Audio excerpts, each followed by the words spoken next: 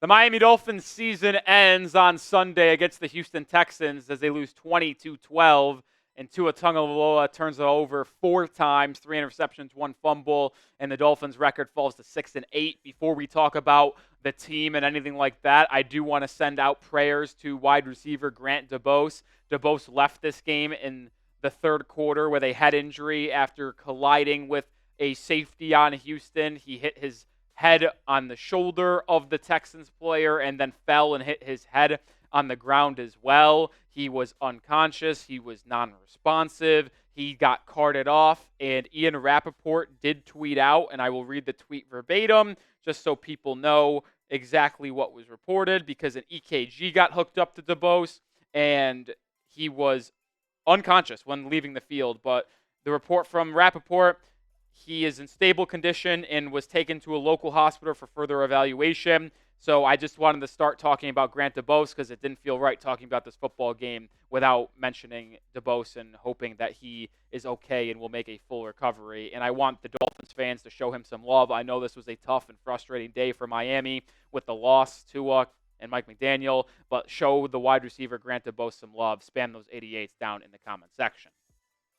All right, let's transition into some talk on this actual game now, because it was an unmitigated disaster from the beginning and to the end. The Texans win 20-12, and the Dolphins' offense could never really get anything going. And they're the reason why you lost. The offense in Tua is the reason why you lost. The defense of Miami, I thought, played actually unbelievable. They were extremely good today. They had a really bad opening drive, but then after that, they kind of corralled things in and played one heck of a ball game. You only allowed 181 yards.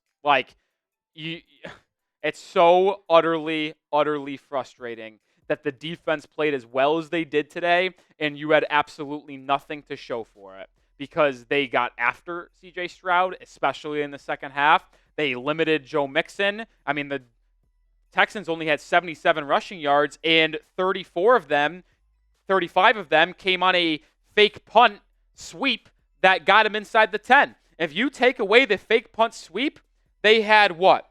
That's 42 yards on 19 carries, so you gave up 2 yards a carry. This defense might have played their best game of the season when they needed to play their best game of the season, and it still wasn't good enough because your offense was so bad, specifically your quarterback, Tua Tagovailoa.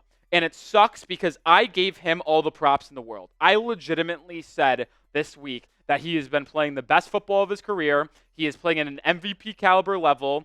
And the fact that he came out and shit the bed as he did today is just absolutely disgusting. And I get it. You're down Teron Armstead. You're working with second-round rookie Patrick Paul at left tackle. You're working with practice squad right tackle Jackson Carman, who's never played that position a day in his life inside the National Football League, playing right tackle, filling in for Kendall Lamb. And you're going up against Daniil Hunter and Will Anderson Jr.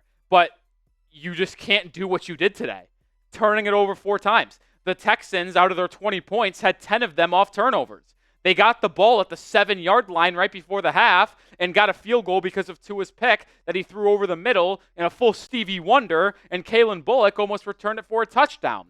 And then you also got strip sacked because Liam Eichenberg got bull rushed up the middle. Tua had to take a step back, and then Carman got beat by Will Anderson on the outside. Texans get it inside your 30-yard line, and they waltz in for a touchdown. I don't blame the defense for that. They're starting with the ball at your own 30. Like, how else are they going to get a stop?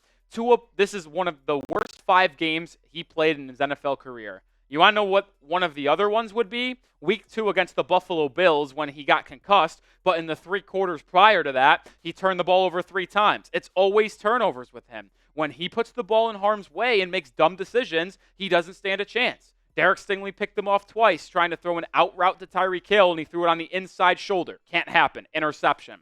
And then you get the ball down 8 with 1:45 to go. You get man-to-man coverage. You throw a slot fade to Tyreek Hill. You underthrow it, and then Tyreek Hill catches it, and on the way to the ground, Derek Stingley snatches it from him for his second interception of the game and to end the Miami Dolphins season to get to 6-8, because even if you win out and go 9-8, it is very unlikely that you make the postseason because you would need the Broncos, Chargers, or Ravens to go 1-3 down the stretch. Well, the Ravens won today, so you would need them to go 0-3.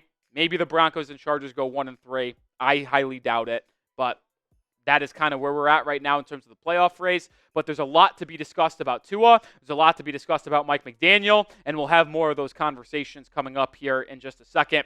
But we are sponsored by Game Time, the #1 ticketing app. And if you want to go see any live event, Miami has one more home game this upcoming Sunday against the 49ers. Not sure if you want to go to that, but if you're in Miami, go to a Heat game. You can go to other live events, concerts, comedy shows, theaters, or any event in your local area, even if you aren't living in Miami. They have the lowest price guaranteed. They have last-minute tickets. They have all-in pricing, which shows you the total price of your ticket up front rather than getting blindsided by fees at checkout. They have a really cool feature called Game Time Picks. It filters out the fluff to show you the incredible deals on great seats, so you don't have to waste time searching through thousands of tickets.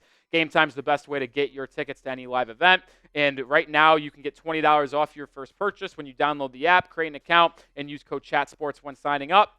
First purchase only, terms apply, but use code CHATSPORTS. That'll get you $20 off your first purchase. Shout out to Game Time for sponsoring today's show. What time is it? It is game time. All right, let's get back to Tua, this offense, and Mike McDaniel. I can't do it. I'm done with Mike. I am. And I've kind of been hinting at this for a while now, but I'm just going to come out and say it. I don't think Mike McDaniel can return next season as head coach. Is that an aggressive thing to say?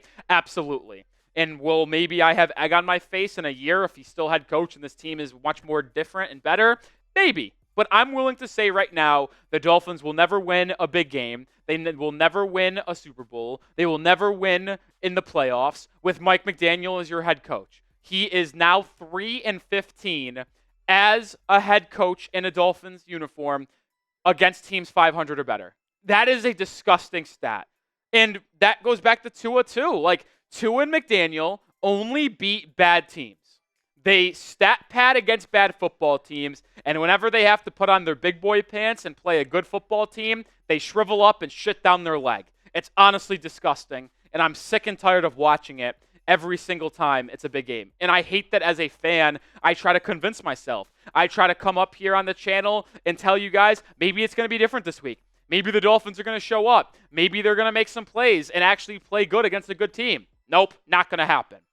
Like, you have a lot of injuries coming from this team, and you had to deal with a lot of injuries. But here's the thing, too. I know the Jaylen Waddle injury happened halfway through the game, but the game plan offensively for this Dolphins team was inadequate and incompetent, and I can't deal with incompetence. And for the people in the chat that will talk about Armstead at left tackle and Jackson Carman at right tackle, I mean, Armstead out, Patrick Paulin at left tackle, I understand, but here's the thing.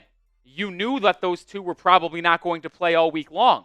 So if you know that, how about you come up with a game plan that might play to your strengths of Carman and Patrick Paul, rather than just doing the same old, and trusting they're going to be able to block Danielle Hunter and Will Anderson Jr.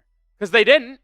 Danielle Hunter had 2 sacks. Will Anderson Jr. had 1. And the one Anderson Jr. sack was that strip sack that ultimately gave the Texans the ball deep into Dolphins territory where they were able to score a touchdown, and that's it. You lost by 8, 10 points off turnovers for Houston.